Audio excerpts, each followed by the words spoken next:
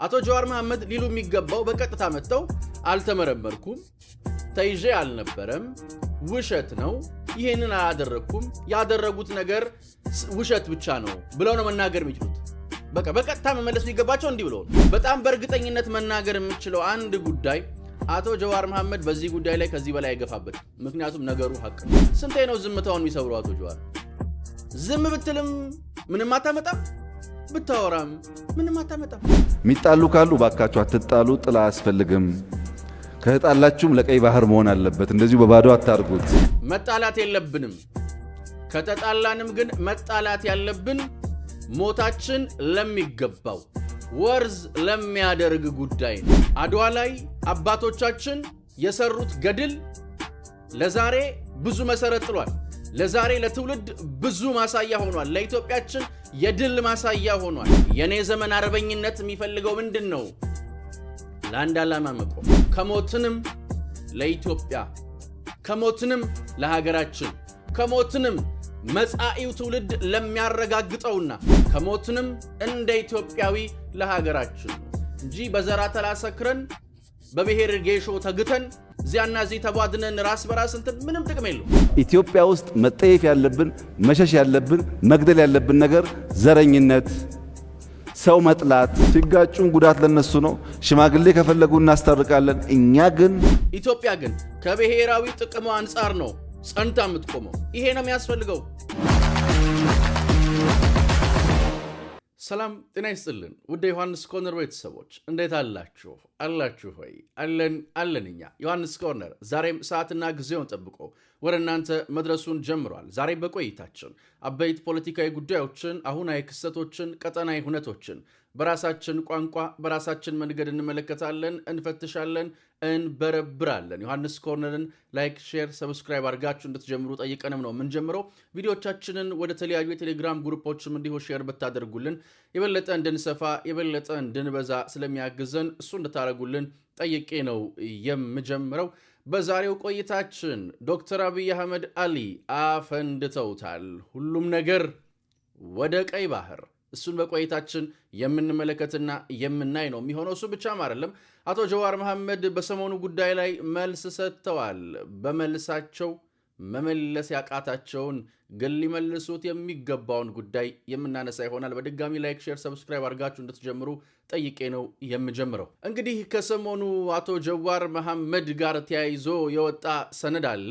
የወጣባቸውን የምርመራ ሰነድ እኔም ተመልክቼዋለሁ። ብዙዎቻችሁም ተመልክታችሁታል። በሚዲያ ላይ በጣም በስፋት ተነስቶ ነበረ። ከሱ ጋር ተያይዞ አቶ ጀዋር መሐመድ ምላሽ ለመስጠት ብቅ ብለዋል። የሰጡት ምላሽ ግን የሚያሰኝ ነው። የሰጡት ምላሽ ግን እንዲሁ ለደጋፊዎቻቸውም በግልጽ ሰውየው ነገርየው እውነት እንደሆነ የሚያረጋግጡበትም ነው። ነገርየውን ከሌላ አካላት ጋር ለማነካካት ሲዳክሩ ተመልክተናቸዋል። እንግዲህ እንደ አንድ ባለሙያ ያገኘውን መረጃ ምናልባትም ብዙዎች በስፋት የተመለከታችሁት መረጃውን አዲስ ኮምፓስ ሚዲያ ላይ ነው።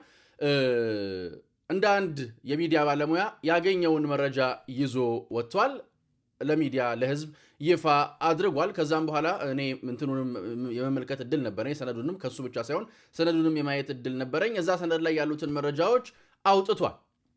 እንግዲህ አቶ ጀዋር መሐመድ ሊያደርጉ የሚገባቸው አንድ ጉዳይ ተይዘዋል፣ ተመርምረዋል። በምርመራው ወቅትም ከኮኬን ንግድ ከአሸባሪዎች ጋር እስከ መገናኘት ክቡር ጠቅላይ ሚኒስትር ዶክተር አብይ አህመድን እስከ ማስገደል የደረሰ ስራን ሰሩ እንደነበረ ከዲቫይሶቻቸው ላይ ተገኝቷል። ከዲቫይሶቻቸው ላይ መመልከት ተችሏል። እሳቸውም በምርመራ ወቅት ያረጋገጧቸው ሲሰሯቸው የነበሩ ጉዳዮች አሉ። በአመት እስከሚያገኙት ገንዘብ መጠን ድረስ ተጋልጦ ወጥቶባቸዋል። እንዲህ ነው የተባለው። አቶ ጀዋር መሐመድ ሊሉ የሚገባው በቀጥታ መጥተው አልተመረመርኩም፣ ተይዤ አልነበረም፣ ውሸት ነው፣ ይሄንን አላደረኩም፣ ያደረጉት ነገር ውሸት ብቻ ነው ብለው ነው መናገር የሚችሉት። በቀጥታ መመለስ የሚገባቸው እንዲህ ብለው ነው። እንዲህ ብለውኛል፣ እንዲህ አይደለውም፣ እንዲህ ተብያለሁ፣ እንዲህ ግን አላደረኩም ነው ማለት ያለባቸው። ግን እንደዛ አይደለም ያሉት። ከሌሎች ሀገራት ጋር ግንኙነቴን ከንትን ጋር አቶ ጀዋር መስታወት ዋሽተዋል። ራስን እንዴት ነው የምታየው? ከሌሎች ሀገራት ግንኙነት ጋር እንደዚህ ሆኜ ከሌሎች ሀገራት ጋር እንደዛ ሆኜ እንትን ለማለት ነው። እዛም እዚህም ሲዳክር ተመልክተነዋል፣ ሲጽፍ በጽሁፉ ላይ። ከዛ ደግሞ እንትን ብዬ እንደዛ ብዬ ምናምን።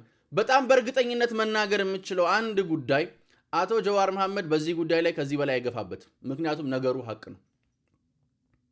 ነው። የምርመራ ሰነዱንም አይቼዋለሁ። ትክክለኛ ጥርት ያለ ፕሮፌሽናል የሆነ ሰነድ ነው። ነገሩ ውሸት አይደለም። አቶ ጀዋር መሐመድ ተይዘው ይሄንን ተናግረዋል። ይሄን መረጃ ተገኝቶባቸዋል። በቀጥታ መናገር የሚገባቸው አልተያዝኩም፣ ይሄንንም አላልኩም፣ መሳሪያም አልተመረመረም፣ ይሄን አላደረኩም ነበር በጽሁፋቸው። ግን እዛም ሲረግጡ ነበረ። በዛ ውስጥ በጣም በእርግጠኝነት ይሄ እንግዲህ ትንሽ በፖለቲካ ላይ ንቃት ያለው አካል የሚያረጋግጠው ነው። ለምን ይሄ ነገር አልሆነብኝም፣ ይሄ ነገር አልተፈጸመም አይሉም ብሎ ማለት ነው የሚያስፈልገው። በዚሁ መልሳቸው ላይ ዝምታዬ ተሰብሯል ብለዋል። ስንቴ ነው ዝምታውን የሚሰብሩ አቶ ጀዋር? ዝም ብትልም ምንም አታመጣም፣ ብታወራም ምንም አታመጣም። ዝም አልክም አወራህም ምንም የምትለውጠው ነገር የለም። 1 ዓመት ዝም ብያለሁ ብለህ አወራህ፣ ምን ለወጥክ? ምንም። ባለፈው የሆነ ያህል ጊዜ ዝም አልክ፣ አሁን ዝምታዬን ሰበርኩ አልክ፣ ምን ሰበርክ? ምን ለወጥክ? ምንም። አሁን እያወራ ነው፣ ምን ትለውጣለህ? ምንም አትለውጥም። ዝምታን ለመስበር ትከሻህ እንዳይሰበር ዚዛ ስትል ምንም አትለውጥም።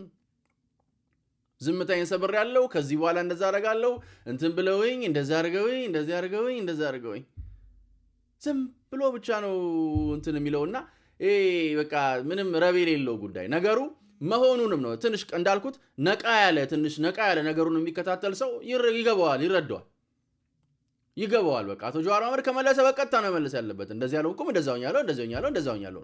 የምን ዳርዳርታ ነው? ከሀገራት ጋር ከተቋማት ጋር ስም ስለተነሳ እዛ ረግጬ እዛ ወጥቼ እዚህ ገብቼ እንዳለ ዝብርቅርቅ ያለ ነው ያለውና አልዘረዝርም፣ አይሰራም። ዝርዝር ሲቀዳል ለእንደዚህ አይነት ጉዳይ ይሰራ። ሾላ በድፍኑ ለእንደዚህ አይነት ጉዳይ አይሆንም። ዘርዘር አድርጎ እንዲሆኛለሁ እንደዛ አድኛለሁ ብሎ መመለስ ነው። ከዛ በኋላ ምላሹ መሆኑን ማረጋገጫውን ደግሞ ይቀጥላል ማለት ነው። እና ይሄ በጣም ቅልምድምድ ያለ ጉዳይ ነው። መልሱ ጭራሽ የባሰ ነው። ጭራሽ ደግሞ ዝምታዬን እሰብራለሁ ማለታቸው ትንሽ ፈገግ የሚያሰኝ ነው። ስንቴ ነው የሚሰብሩት? ዝም ይሉም ያው ነው፣ ቢያወሩም ያው ነው። መስታወት አይዋሽህ አቶ ጀዋር ነው የምንለው። ይህን ካልን ዘንዳ ወደ ዕለቱ አበይት ጉዳያችን ስናልፍ የክቡር ጠቅላይ ሚኒስትር ዶክተር አብይ አህመድ አሊን ትላንት ማምሻውን በሀገሪቱ ሚዲያዎች የተሰራጩ ንግግሮችን እናገኛለን። ክቡር ጠቅላይ ሚኒስትሩ እንደተለመደው በጣም በርካታ ጉዳዮች ላይ ጥርት ያሉ የጠራ የኢትዮጵያን አቋም ያሳዩ የመሪውን ቀጣይ መንገድ የሚጠቁሙ በጣም ብርሃናማ ሀሳቦችን ሲያነሱ ተመልክተናቸዋል። ዋነኛው ዛሬ የምንመለከታቸው የተወሰኖቹን ነጥቦች ነው ይዤ የመጣሁትኝ። ዋነኛ እንድንመለከት የምፈልገው ግን ክቡር ጠቅላይ ሚኒስትር ዶክተር አብይ አህመድ አሊ ከቀይ ባህሩ ጋር ተያይዞ እንዲህ ብለዋል። እስቲ እንስማቸው። የሚጣሉ ካሉ ባካችሁ አትጣሉ፣ ጥላ አያስፈልግም። ከተጣላችሁም ለቀይ ባህር መሆን አለበት። እንደዚሁ በባዶ አታርጉት ብለን እንመክራለን። ወንድ ልጅ መጣላቱ ካልቀረ፣ አገር መጣላቱ ካልቀረ ብለን እንመክራለን። አንዳንዱ ነዳጅ ያጣላዋል፣ አንዳንዱ ክብር ያጣላዋል፣ አንዳንዱ ነገ ማን ይቀድመኛል ያጣላዋል፣ አንዳንዱ ቀይ ባህር ያጣላዋል። እና እንደ አግባቡ መጠቀም ጥሩ ነው ለማለት ነው። ይኸው ነው እንግዲህ መጣላት የለብንም። ከተጣላንም ግን መጣላት ያለብን ሞታችን ለሚገባው ወርዝ ለሚያደርግ ጉዳይ ነው። መጣላት የለብንም። ከተጣላንም ግን አይደለም ዓላማችን፣ አይደለም ለማግኘት የምንሰራው ስራችን ይቅርና ሞታችንም ለቀይ ባህር፣ ሁሉም ነገር ወደ ቀይ ባህር። ይሄ በጣም በጣም በጣም አንጀት የሚያርስ መልስ ነው። ማለት ተቧድነህ ራስ በራስ ብለህ እዚህ ወንድምህን ብለህ ምናምን አይደለም። ዋጋ ላለው ለትውልድ፣ ለቀጣዩ ትውልድ፣ ለመጻኢው ትውልድ ዋጋ ለሚኖረው አድዋ ላይ አባቶቻችን የሰሩት ገድል ለዛሬ ብዙ መሰረት ጥሏል። ለዛሬ ለትውልድ ብዙ ማሳያ ሆኗል። ለኢትዮጵያችን የድል ማሳያ ሆኗል። አድዋ ሰሞኑንም እንዳውም አይሾስፒድ ኢትዮጵያ በነበረ ጊዜ በጉብኝት ላይም ሲገለጽ በጣም ብዙዎች ሲቀበሉትም የነበረ ጉዳይ ነበረ። ሌሎች የነጻነት ቀናቸውን ሲያከብሩ፣ እኛ ኢትዮጵያውያን ግን የድል ቀናችንን ነው የምናከብረው። ሁሌ የምናውቀው ነገር ነው። ግን እንዲህ አይነት አጋጣሚዎች ላይ ደግሞ ሲነሳና ሲወራ እንዴት ልብ እንደሚያሞቅ። ለምን? አባቶቻችን ለአንድ ዓላማ፣ ሞታቸው ለሚገባው፣ ውድቀታቸው ለሚገባው፣ አጥንታቸውን መከስከሳቸው፣ ወድቀው አፈር ውስጥ መግባታቸው ለሚገባው ለሀገራቸው አንድ ዓላማ ስለሞቱ ነው። ታዲያ አድዋ ደግሞ ሌላ ነው። በዚህ ዘመን አርበኝነት ዘመኑን ነው የሚመስለው። መልኩ እንደየዘመኑ ይለዋወጣል። አርበኝነት የኔ ዘመን አርበኝነት የሚፈልገው ምንድን ነው? ለአንድ ዓላማ መቆም፣ ከሞትንም ለኢትዮጵያ፣ ከሞትንም ለሀገራችን፣ ከሞትንም መጻኢው ትውልድ ለሚያረጋግጠውና አባቶቼ በሰሩት ሥራ የተዘጋብኝ በር ተከፈተ፣ አያቶቼ በከፈሉት ዋጋ የተከረቸመው በሬ ተከፈተ ማለት የሚችልበት ጉዳይ ነው። ናሽናል ኢንተረስት፣ ብሔራዊ ጥቅም ይኸው ነው። እኛ ጥል አንፈልግም፣ ጠብ አንፈልግም። ሁሉም ነገር ሰላም እንዲሆን ነው የምንፈልገው። ሊሰመርበት ይገባል። ግን ከሞትንም እንደ ወንድ ልጅ ለቀይ ባህር ነው። ከሞትንም እንደ ኢትዮጵያዊ ለሀገራችን ነው እንጂ በዘራ ተላሰክረን በብሔር ጌሾ ተግተን እዚያና እዚህ ተቧድነን ራስ በራስ እንትን ምንም ጥቅም የለው። ምን ይጠቅማል? የአንድ እናት ልጅ እዛና እዚህ ነው ተገዳድሎ ምንም።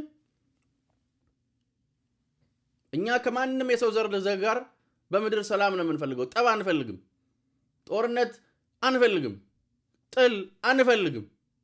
ሰላም ነው የምንፈልገው። ክቡር ጠቅላይ ሚኒስትሩም ከዚህ በፊት ሲናገሩ እንደነበረው እኛ ሰላም ነው የምንፈልገው፣ ጦርነት አንፈልግም፣ ግጭት አንፈልግም። ግን ገፍቼ እመጣለሁ የሚል አካል ካለ ኢትዮጵያዊ እንደ ኢትዮጵያዊ የሚሞትለት አንድ ጉዳይ አለው፣ ቀይ ባህር። ይሄው ነው እና ጠቅላይ ሚኒስትሩም ይሄንን ብለዋል። እኛ ሁሌ እንደምንለው ሰላም፣ ክቡር ጠቅላይ ሚኒስትሩም ሁሌ እንደሚሉት ሰላም ነው የምንፈልገው። ጥል አንፈልግ፣ ጠብ አንፈልግ። ሁሉም ነገር በሰላማዊ መንገድ እንዲፈታ ነው የምንፈልገው። ግን እንዲህ ብቻ አይጨበጨብም። እኛ ሰላም ብለን እንዲህ ስንል እንዲህ ብሎ በጥፊ ሊያጣጋን የሚሞክር አካል ካለ እኛም ቤት እሳት አለ። ለዚህ ነው ቆም ብሎ ማሰብ ያስፈልጋል። ረጋ ማለት ያስፈልጋል። መሬት መያዝ ያስፈልጋል። ምክንያቱስ እንደዚህ እንደ ፕሮፓጋንዳችሁ አይደለም። አይሆንም። እንደዛ አይሆንም። እያንዳንዱ ነገር ከተጀመረ መጨረሻው ይታወቃል። ስለዚህ ጠብም ከሆነ የምንሞትለት አንድ ጉዳይ አለ፣ ቀይ ባህር። ግን ሁሌ እንደምንለው ኢትዮጵያችን ሰላም ነው የምታስቀድመው። ሌላኛው ክቡር ጠቅላይ ሚኒስትሩ ያነሱት ሐሳብ ዘረኝነትን እንጠየፍ የሚል ነው። እስቲ እንየው። ኢትዮጵያ ውስጥ መጠየፍ ያለብን፣ መሸሽ ያለብን፣ መግደል ያለብን ነገር ዘረኝነት፣ ሰው መጥላት፣ መንደርተኝነት፣ ስራ መጥላት፣ የተሰራን ስራ አፕሪሼት ማድረግ አለመቻል። አፕሪሼት የማያደርግ ሰው የማደግ አስፕሬሽን የለውም ማለት ነው። መደመር፣ መስራት፣ መትጋት፣ ባለን ነገር አለመርካት፣ የበለጠውን ነገር አስፓየር ማድረግ። ያ ግን ከትጋት ውጭ እንደማይመጣ አምነን የምንሰራ ከሆነ በጣም መልካም ነገር ይሆናል። እንግዲህ እንደሰማችኋቸው ነው። ይሄ ነው በቃ የሚያስፈልገው። ምንም አይሰራም። ራስ በራስ እዚሁ እንትን መባባል ከቅድሙ ነጥብ ጋር ራሱ እያያዛል። ምንም አይሰራም። ራስ በራስ እዚሁ እንትን መባባል ምንም አይጠቅምም። አንዳንድ አካላቶች መንግስት እንደዛ እዚህ ቦታ እርምጃ ሲወስድ በጣም እንትን ብሎ ታግሶ ምናምን፣ በመደመር ታግሶ ለመመለስም ስለሚሰራ ነው። መንግስት ነው። በነገራችን ላይ ታጣቂ ምንም የለበት። መንግስት ነው። በአንድ ሀገር ውስጥ መንግስት ለሚተኩስበትም አካል ኃላፊነት ወስዶ ነው እንትን የሚለው። ቢተርፍ ይሻለዋል። መሰረተ ልማት ባይወድም ይሻለዋል። ዜጎች ባይሞቱ ነው የሚመርጠው። ለዛም ነው እየታገሰ እየተነጋገረ እየተደራደረ መንግስት ለመመለስ ሲሞክረው። ክቡር ጠቅላይ ሚኒስትሩ የሚያነሱት እሱ ነው የሚያዋጣው። መደመር መልኩም እሱ ነው እንጂ አንዳንድ አካላቶች ልክ እንደ ባዕድ ጋር እንደሚደረግ ምናምን አይደለም የሚሆነው። ይሄኛው እንደዛ አይደለም። ይሄ በጣም በትዕግስት ኃላፊነት ወስደህ የምታደርገው ነው። ምክንያቱም ታጣቂማ ታጣቂ ነው። የሆነ ቀን ይደራደራል፣ ይገባል። ገንባ ይባል፣ መሰረተ ልማት ይባል፣ መንገድ ስራ ይባል፣ ምንም አይባልም። መንግስት ግን ኃላፊነት አለበት። መንግስት ለሚተኩስበትም አካል ኃላፊነት ወስዶ ነው የሚዋጋውና ይህንን መሰረት አድርገን ነው ይህን መመልከት የሚገባ። በቃ መጠየፍ አለብን። ይሄንን ለምንድን ነው ማለት ሰላም ይሻላል። አሁን ትላንትናም በጣም በርካታ ኃይሎች ከነትጥቃቸው ወደ ሰላም እየወጡ ነው ፋኖ ጋርም።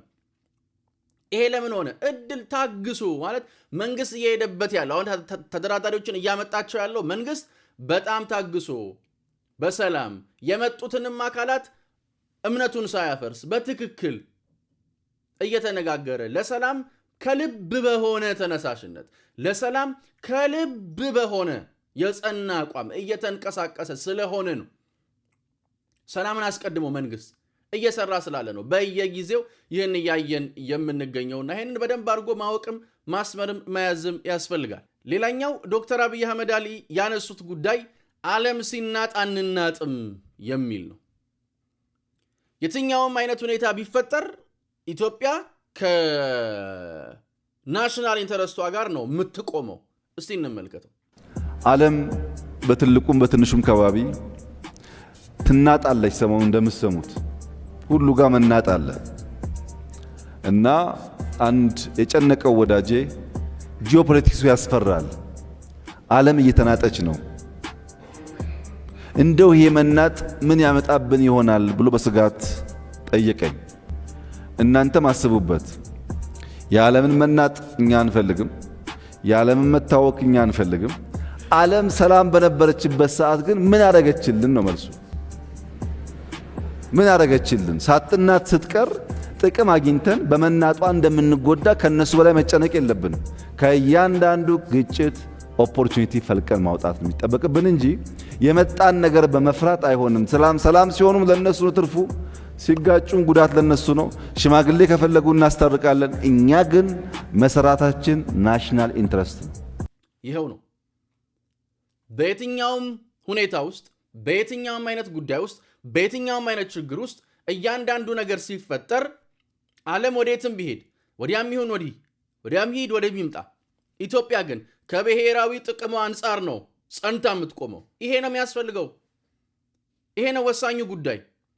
ይሄን ነው የምንፈልገውም። እንዲህ አይነት መንግስትም ነው የሚያስፈልገው። ይሄ ነው የሚያስፈልገው። ናሽናል ኢንተረስቱ ጋር ጸንቶ የሚቆም ከናሽናል ኢንተረስቱ ጋር የሚቀጥል በብሔራዊ ጥቅሙ የማይደራደር የትኛውም ማስተላለፍ ጋር የትኛውንም አይነት ያስተላለፍ መለዋወጥ ጋር የትኛውንም አይነት የፖዚሽን መቀየር ጋር ቢደርስም በየትኛውም አይነት መልኩ ጸንቶ የሚቆመው ግን ከብሔራዊ ጥቅሙ ጋር የሆነ መንግስት ነው የሚያስፈልገንና ክቡር ጠቅላይ ሚኒስትሩ ያነሱት ሐሳብ ይህን ነው። በጣም በርካታ ሐሳቦች ነው ያነሱት። እንግዲህ እነኚህን ነው ይዘን የመጣ ነው። ግን እሳቸው በጣም በርካታ በጣም ደሳስ የሚሉ በየመስኩ ያሉ ጉዳዮችንም ጭምር ከፋይናንስ ጋርም ተያይዞ ያሉ ጉዳዮችን ጭምር ነው ክቡር ጠቅላይ ሚኒስትሩ የዳሰሱት። እንግዲህ ኢትዮጵያ በየአቅጣጫው ከፍ እያለች ነው የምትቀጥለው ምንለው ለዚህም ነው። ሌሎችንም ጉዳዮች እንዲህ የተመላለስን አብዛኞቹን ቪዲዮዎች እንዲሁ የተመላለስን እናያቸዋለን። ሁሌም እንደምለው እንደማይለወጥ አንድና ውድ ቃል አዲስ ትውልድ አዲስ ተስፋ፣ ሁሉም ጥሩ ይሆናል፣ ሁሉም በጎ ይሆናል፣ ሁሉም ሸጋ ይሆናል። የኔና የናንተ ሀገርም እንደ ልማዷ ታሸንፋለች፣ እንደ ልማዷ ድል ታደርጋለች። ፈጣሪ ኢትዮጵያና ሕዝቦቿን አብዝቶ አብዝቶ አብዝቶ ይባርክ። ቸር ቆዩን። የነገ ሰው ይበለን። ቼርስ